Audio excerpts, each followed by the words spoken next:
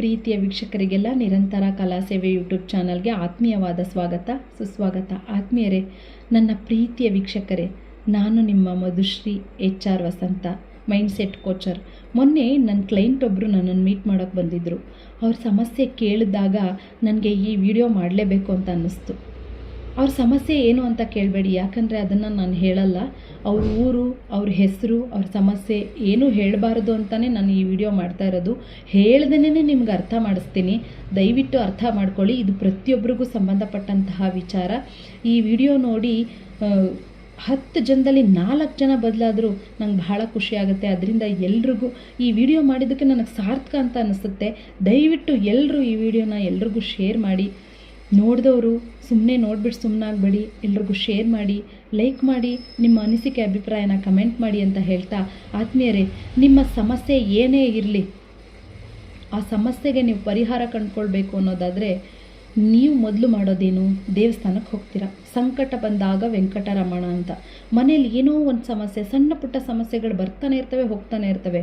ಆದರೆ ಆ ಸಮಸ್ಯೆ ಆ ಟೈಮಿಗೆ ಬಗೆಹರಿಲಿಲ್ಲ ಅಂದರೆ ಟೆನ್ಷನ್ ಆಗುತ್ತೆ, ಡಿಪ್ರೆಷನ್ಗೆ ಹೋಗ್ತಾರೆ. ಎಷ್ಟೋ ಜನ ಸೂಸೈಡ್ ಕೂಡ ಮಾಡ್ಕೊಂಡವರಿದ್ದಾರೆ. ಅಂಥವ್ರು ಏನು ಮಾಡ್ತಾರೆ, ದೇವಸ್ಥಾನಗಳಿಗೆ ಮೊರೆ ಹೋಗ್ತಾರೆ, ಹೋಗಿ ಎಲ್ಲ ಬೇಡ್ಕೊಳ್ತಾರೆ. ಕಾಶಿಗೋ ರಾಮೇಶ್ವರಕ್ಕೆ ತನಕ ಹೋಗೋರಿದ್ದಾರೆ, ಅಲ್ಲಿವರೆಗೂ ಹೋಗೋರಿದ್ದಾರೆ ದೇವರನ್ನ ಹುಡ್ಕೊಂಡು. ಆದರೆ ನಾನು ಹೇಳ್ತೀನಿ, ದೇವರೆಲ್ಲೂ ಇಲ್ಲ ರೀ, ನಿಮ್ಮ ಮನೇಲೇ, ನಿಮ್ಮ ಜೊತೆಲೇ ಇದ್ದಾರೆ. ಯಾಕೆ ಹೀಗೆ ಹೇಳ್ತಿದ್ದೀನಿ ಅಂದರೆ, ಪುರಾಣದಲ್ಲಿ ಒಂದು ಕತೆ ನೀವು ಕೇಳಿರ್ಬೋದು. ಗಣೇಶ ಸುಬ್ರಹ್ಮಣ್ಯ ಇಬ್ರಿಗೂ ನಾರದ ಮುನಿಗಳು ಹೇಳಿದ್ರಂತೆ, ಇಡೀ ಪ್ರಪಂಚ, ಇಡೀ ಬ್ರಹ್ಮಾಂಡ ಅಂತ ಏನು ಹೇಳ್ತೀವಲ್ಲ, ಈ ಬ್ರಹ್ಮಾಂಡನ ಒಂದು ರೌಂಡ್ ಸುತ್ತಿ ಯಾರು ಬೇಗ ಬರ್ತಾರೋ ಅವ್ರಿಗೆ ಬಹುಮಾನ ಅಂತ ನಾರದ ಮುನಿಗಳು ಹೇಳಿದ್ರಂತೆ. ಆಗ ಷಣ್ಮುಖ ಸ್ವಾಮಿ, ಸುಬ್ರಹ್ಮಣ್ಯ ಸ್ವಾಮಿ ಅಂತ ನಾವೇನು ಹೇಳ್ತೀವಲ್ಲ, ಅವರು ತಮ್ಮ ವಾಹನ ನವಿಲು ಅದ್ರ ಮೇಲೆ ಕೂತ್ಕೊಂಡು ಇಡೀ ಬ್ರಹ್ಮಾಂಡನೇ ಒಂದು ಸುತ್ತು ಬಂದ್ರಂತೆ. ಅವ್ರು ಸುತ್ತು ಬರೋಷ್ಟರಲ್ಲಿ ಈ ಗಣೇಶ ಇದ್ರಲ್ಲ, ಈ ಗಣೇಶ ಮೊದಲು ಹೋಗಿ ಅವ್ರ ತಂದೆ ತಾಯಿನ ಕೂರಿಸಿ ಅವ್ರ ಸುತ್ತ ಒಂದು ರೌಂಡ್ ಸುತ್ತು ಬಂದ್ರಂತೆ. ಯಾರು ಬೇಗ ಬರ್ತಾರೆ ಅಂತ. ಬ್ರಹ್ಮಾಂಡ ಸುತ್ತಿ ಅವ್ರು ಬರೋದು ಲೇಟ್ ಆಯಿತು, ತಂದೆ ತಾಯಿನ ಸುತ್ತಿ ಬೇಗ ಬಂದರು ಗಣೇಶ. ಆಗ ನಾರದ ಮುನಿಗಳು ಕೇಳಿದ್ರಂತೆ, ಯಾಕೆ ಹೀಗೆ ಮಾಡಿದ್ದು ಅಂತ. ಅದಕ್ಕೆ ಹೇಳಿದ್ರಂತೆ ಗಣೇಶ, ಇಡೀ ಬ್ರಹ್ಮಾಂಡ ಸುತ್ತದಷ್ಟೇ ನನ್ನ ತಂದೆ ತಾಯಿ ಸುತ್ತು ಬಂದಿದ್ದು, ಇಡೀ ಬ್ರಹ್ಮಾಂಡ ಸುತ್ತದಷ್ಟೇ ಅನುಭವ ಆಯಿತು ಅಂತ. ಅಂದರೆ ಇಲ್ಲಿ ಏನು ಹೇಳಕ್ಕೆ ಹೊರಟಿದ್ದಾರೆ ಅಂತ ನಾವು ಅರ್ಥ ಮಾಡ್ಕೊಳ್ಬೇಕು. ತಂದೆ ತಾಯಿ ಮುಕ್ಕೋಟಿ ದೇವರುಗಳಿಗಿಂತ ಹೆಚ್ಚು. ಯಾಕೆಂದರೆ ಆ ಬ್ರಹ್ಮ, ವಿಷ್ಣು, ಮಹೇಶ್ವರ ಯಾರೇ ಆಗಿರ್ಬೋದು ನಮ್ಮನ್ನು ಸೃಷ್ಟಿ ಮಾಡಿರೋರು. ಆದರೆ ಆ ಹೊಟ್ಟೆಯಲ್ಲಿ ಸೃಷ್ಟಿಯಾದಾಗ, ಆ ಸೃಷ್ಟಿಯಾದಾಗಿಂದ ನಮ್ಮನ್ನು ಇಲ್ಲಿವರೆಗೂ ಕಾಪಾಡ್ಕೊಂಡು ಬಂದವರು ಯಾರು? ನಮ್ಮ ತಂದೆ ತಾಯಿ. ತಾಯಿ ತನ್ನ ಹೊಟ್ಟೆಯಲ್ಲಿ, ತನ್ನ ಗರ್ಭದಲ್ಲಿ ಮಗು ಇದ್ದಾಗ ಆ ಮಗುವಿನ ಬಗ್ಗೆ ಎಷ್ಟು ಆಲೋಚನೆ ಮಾಡ್ತಾಳೆ ಅಂದರೆ, ಎಷ್ಟು ಕೇರ್ ಮಾಡ್ತಾಳೆ ಅಂದರೆ, ಎಷ್ಟು ಕನಸು ಕಟ್ತಾಳೆ, ಎಷ್ಟು ಆ ಮಗುವಿನ ಈಚೆ ಬರೋಕ್ಕೆ ಮುಂಚೆ, ಆ ಮಗು ಮುಖ ನೋಡೋದಕ್ಕೂ ಮುಂಚೆ ಎಂಥ ಕಲ್ಪನೆಯಲ್ಲಿ ಅವಳು ಜೀವನ ಮಾಡಿರ್ತಾಳೆ ಅಂದರೆ, ನಿಜಕ್ಕೂ ಆ ತಾಯಿ ಋಣನ ನಾವು ಜನ್ಮಾಂತರಕ್ಕೂ ತೀರಿಸೋದಕ್ಕೆ ಸಾಧ್ಯನೇ ಇಲ್ಲ. ಅಂಥ ತಂದೆ ತಾಯಿಗಿಂತ ದೇವರು ಬೇಕೇನ್ರಿ? ನೋಡಿ, ದೇವರು ಎಲ್ಲ ಕಡೆ ಇರೋದಕ್ಕಾಗಲ್ಲ ಅಂತಲೇ ತಂದೆ ತಾಯಿನ ಸೃಷ್ಟಿ ಮಾಡಿದ್ನಂತೆ.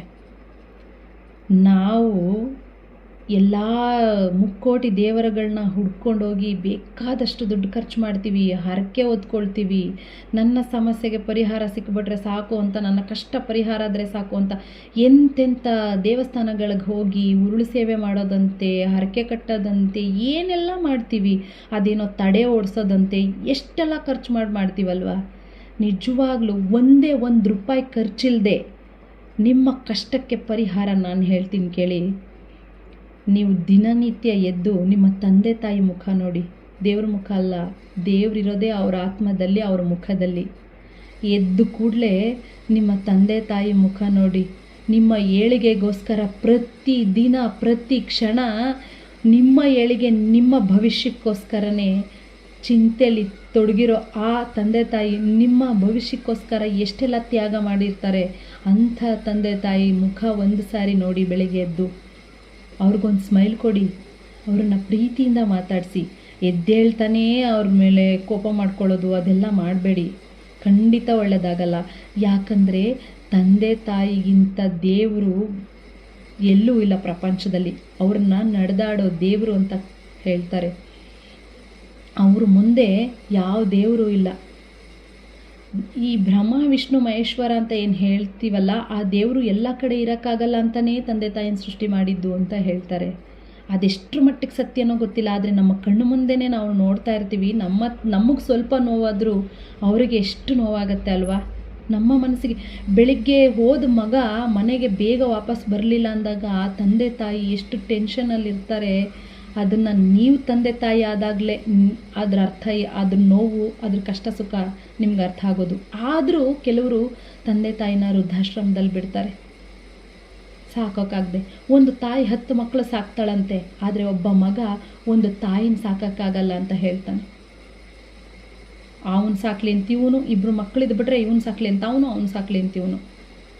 ಆ ಸಾಕೋ ವಿಚಾರ ಆಮೇಲೆ ನೋಡಿ. ನಿಮ್ಮ ಸಮಸ್ಯೆ ಏನಾದರೂ, ನಿಮ್ಮ ಕಷ್ಟ ಏನಾದರೂ ಇತ್ತು ಅಂದರೆ ನಿಮ್ಮ ತಂದೆ ತಾಯಿ ಕಾಲಿಗೆ ಬಿದ್ದು ಆಶೀರ್ವಾದ ತಗೊಳ್ಳಿ. ಪ್ರತಿನಿತ್ಯ ನೀವು ಕಾಲಿಗೆ ಬೀಳದೆ ಹೋದರೂ ಪರವಾಗಿಲ್ಲ, ನೀವು ಅವ್ರನ್ನ ನೋಡಿದಾಗ ನಿಮಗೆ ಹೊರಗಡೆ ಏನಾದರೂ ಆಚೆ ಯಾವುದಾದ್ರೂ ಒಂದು ಕೆಲಸಕ್ಕೆ ಹೋಗ್ತಿದ್ದೀರಾ, ಯಾವುದಾದ್ರೂ ಒಂದು ಒಳ್ಳೆ ಕೆಲಸಕ್ಕೆ ಹೋಗ್ತಿದ್ದೀರಾ, ಇಂಟರ್ವ್ಯೂ ಆಗಿರ್ಬೋದು, ಏನೇ ಆಗಿರ್ಬೋದು, ಅಥವಾ ಯಾರನ್ನೋ ಮೀಟ್ ಮಾಡೋಕ್ಕಿರ್ಬೋದು, ಯಾವುದೋ ಒಂದು ಘನ ಕಾರ್ಯ ಸಾಧಿಸಬೇಕು, ಏನೋ ಒಂದು ಗುರಿ ಇಟ್ಕೊಂಡು ಆಚೆ ಹೋಗ್ತಿರಲ್ಲ, ಹೋಗೋಕ್ಕೂ ಮುಂಚೆ ನಿಮ್ಮ ತಂದೆ ತಾಯಿ ಇದ್ದರೆ ತಾಯಿ, ತಂದೆ ಇದ್ದರೆ ತಂದೆ, ಇಬ್ಬರು ಇದ್ದರೆ ಇಬ್ಬರು ಕಾಲಿಗೆ ನಮಸ್ಕಾರ ಮಾಡಿ ಆಚೆ ಹೋಗಿ ಬನ್ನಿ.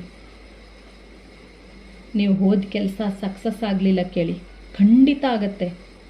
ನೀವು ಹೋಗಿದ್ದ ದಿನ ಆಗದೆ ಇರ್ಬೋದು, ಇನ್ನೊಂದು ದಿನ ಆದರೂ ಆಗೇ ಆಗತ್ತೆ. ಒಟ್ಟಿನಲ್ಲಿ ನೀವು ಅಂದ್ಕೊಂಡಿದ್ದಾಗತ್ತೆ ರೀ. ನೀವು ಅಂದ್ಕೊಂಡಿದ್ದಾಗಬೇಕು ಅನ್ನೋದಿದ್ದರೆ ನಿಮ್ಮ ತಂದೆ ತಾಯಿನ ಪ್ರೀತಿಯಿಂದ ನೋಡ್ಕೊಳ್ಳಿ. ನಿಮ್ಮ ಮನಸ್ಸಲ್ಲೂ ಅವ್ರನ್ನ ಬೈಕೊಳ್ಬೇಡಿ, ಖಂಡಿತ ಒಳ್ಳೆಯದಾಗಲ್ಲ. ನಾವು ದೇವ್ರನ್ನ ಬೇಕಾದರೆ ಬೈದ್ಬಿಟ್ಟು ನಾವು ಗೆಲ್ಲಬಹುದು, ಆದರೆ ತಂದೆ ತಾಯಿನ ಬೈದು ಆ ತಂದೆ ತಾಯಿನ ಕೆಲವರು ಬೈಯೋದಿರಲಿ ಕೈ ಮಾಡಿಬಿಡ್ತಾರ್ರಿ ತಂದೆ ತಾಯಿ ಮೇಲೆ. ತಂದೆ ತಾಯಿಗೆ ಹೊಡೆದಿರೋರನ್ನ ನೋಡಿದ್ದೀನಿ ನಾನು. ಖಂಡಿತ ನಮ್ಗೆ ಒಳ್ಳೆಯದಾಗಲ್ಲ ನೋಡಿ. ಒಂದು ತಾಯಿ ತಾನು ಹೆತ್ತ ಮಗನ್ನ ಅವಳು ನನ್ನನ್ನು ಸಾಕಲಿ ಅಂತ ಸಾಕಲ್ಲ, ಅವಳು ನಮ್ಮನ್ನು ಸಾಕದೆ ಹೋದರೂ ನನ್ನ ಮಗ ಚೆನ್ನಾಗಿರಲಿ ಅಂತ ಹಾರೈಸ್ತಾಳೆ ಒಬ್ಬಳು ತಾಯಿ. ಒಂದು ತಂದೆ ನನ್ನನ್ನು ಸಾಕದೆ ಹೋದರೂ ಚಿಂತೆ ಇಲ್ಲ, ನನ್ನ ಮಗ ಚೆನ್ನಾಗಿರಲಿ ಅಂತ ಹಾರೈಸ್ತಾನೆ. ಅಂಥ ತಂದೆ ತಾಯಿನ ನಾವು ಸರಿಯಾಗಿ ನೋಡ್ಕೊಳ್ಳದೆ ಎಲ್ಲೋ ಹೋಗಿ ದೇವ್ರನ್ನ ಬೇಡ್ತೀವಲ್ಲ, ಇದೆಷ್ಟರ ಮಟ್ಟಿಗೆ ಸರಿ ಯೋಚನೆ ಮಾಡಿ. ದೇವ್ರುಗಳಿಗೆ ಹುಡ್ಕೊಂಡೋಗಿ ಎಷ್ಟು ಖರ್ಚು ಮಾಡ್ತಾರೆ ಅಂದರೆ ಬೇಕಾದಷ್ಟು ಖರ್ಚು ಮಾಡ್ತಾರೆ. ಆದರೆ ತಂದೆ ತಾಯಿನ ಏನು ಖರ್ಚು ಮಾಡೋದು ಬೇಡ, ಅಟ್ಲೀಸ್ಟ್ ಪ್ರೀತಿಯಿಂದ ಮಾತಾಡ್ಸೋಕ್ಕೂ ಅವ್ರಿಗೆ ಪುರ್ಸೋತಿರಲ್ಲ. ಅಂಥ ಮಕ್ಕಳಿದ್ದಾರೆ. ಅವ್ರನ್ನ ಪ್ರೀತಿಯಿಂದ ದಿನಕ್ಕೊಂದು ಸಾರಿ ಪ್ರೀತಿಯಿಂದ ಮಾತಾಡಿಸಿ, ಅವ್ರಿಗೆ ಎಷ್ಟು ಖುಷಿ ಆಗುತ್ತೆ ಗೊತ್ತಾ. ಅವ್ರ ಮನಸ್ಸು ಸಂತೋಷವಾಗಿ ನೆಮ್ಮದಿಯಾಗಿ ಇದ್ದರೆ ನಿಮ್ಮ ಜೀವನವೂ ಕೂಡ ಸಂತೋಷವಾಗಿ ನೆಮ್ಮದಿಯಾಗಿರುತ್ತೆ.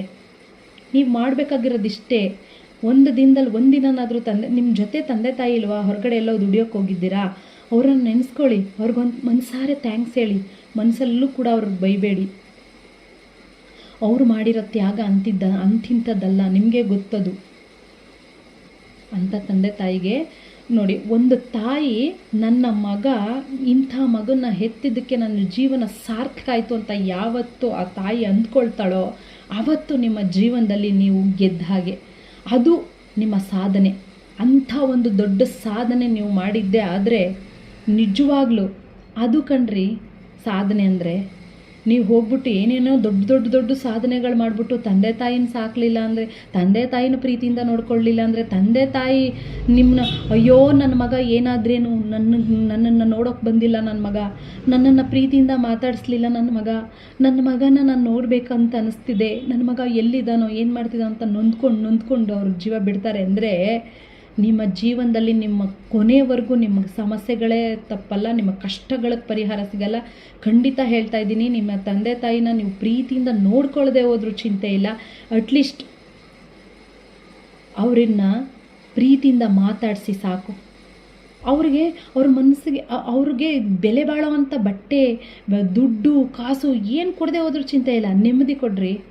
ನಿಜವಾಗ್ಲೂ ಹೇಳ್ತಾ ಇದ್ದೀನಿ, ತಂದೆ ತಾಯಿಗೆ ನೆಮ್ಮದಿ ಯಾರು ಕೊಡ್ತಾರೋ ಅವರ ಜೀವನದಲ್ಲಿ ನಿಜವಾಗ್ಲೂ ನೆಮ್ಮದಿಯಾಗಿರ್ತಾರೆ, ಅವ್ರಿಗೆ ಯಾವುದೇ ಕಷ್ಟಗಳು ಬರಲ್ಲ ಅಂತ ಹೇಳ್ತಾ ನೆಕ್ಸ್ಟ್ ವಿಡಿಯೋದಲ್ಲಿ ಸಿಗ್ತೀನಿ. ದಯವಿಟ್ಟು ಇದನ್ನು ಮನಸ್ಸಿಗೆ ತಗೊಳ್ಳಿ. ತಂದೆ ತಾಯಿನ ಪ್ರೀತಿಯಿಂದ ನೋಡ್ಕೊಳ್ಳಿ. ಎಷ್ಟೋ ಜನಕ್ಕೆ ತಂದೆ ತಾಯೇ ಇಲ್ಲ, ಅನಾಥ ಮಕ್ಕಳಿದ್ದಾರೆ ಈ ಪ್ರಪಂಚದಲ್ಲಿ. ತಂದೆ ತಾಯಿ ಪ್ರೀತಿ ಇಲ್ಲದೆ ಇರೋರಿದ್ದಾರೆ.